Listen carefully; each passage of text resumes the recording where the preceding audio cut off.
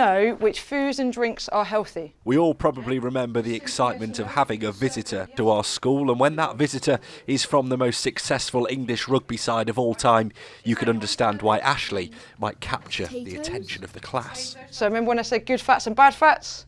Which one has fruit got in? And what's she doing with that attention? Teaching them about staying healthy. This is part one of today's session in the classroom. As soon as you walk in, you hear kids being like, tigers, tigers, tigers, tigers. And they love it. So you can also just tell them anything, because they're all like, yeah, whatever you say, that's gold dust. Overall, there's definitely a good understanding, but like you say, some are kind of more up there than others. But I think it just depends on how fun they make it, really, because kids always love having fun. So you put then stuff into that, and they're winning. They love it.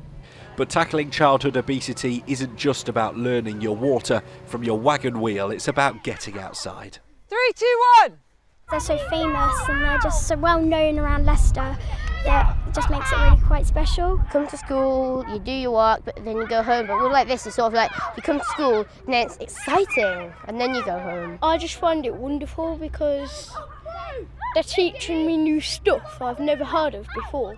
Many of the country's top sports clubs run community projects just like this to try and harness that enthusiasm that young people have for their local team to try and get across messages about exercise and nutrition. But let's be honest, there's only so much that young people like this can actually do by themselves, which is why when there is a problem identified, there are other kinds of intervention programmes that include the whole family to try and break that cycle of bad habits. Well, we're going for vanilla, some strawberry. This is Change Makers. Some families are referred to the programme by a school nurse or GP who think they might have weight problems or be fussy eaters.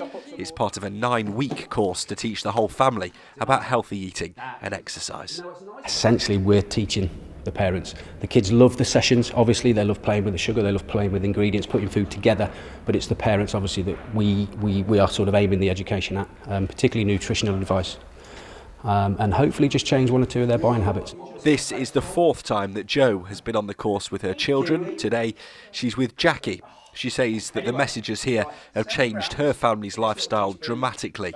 Since the first course, she says she's lost more than 2 stone in weight. It was convenience.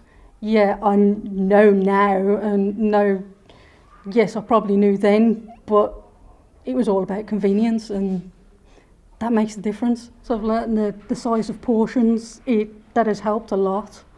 Because you don't realise how much you actually give your children until they turn around and actually say, well, no, you're supposed to give them like something the size of your fist.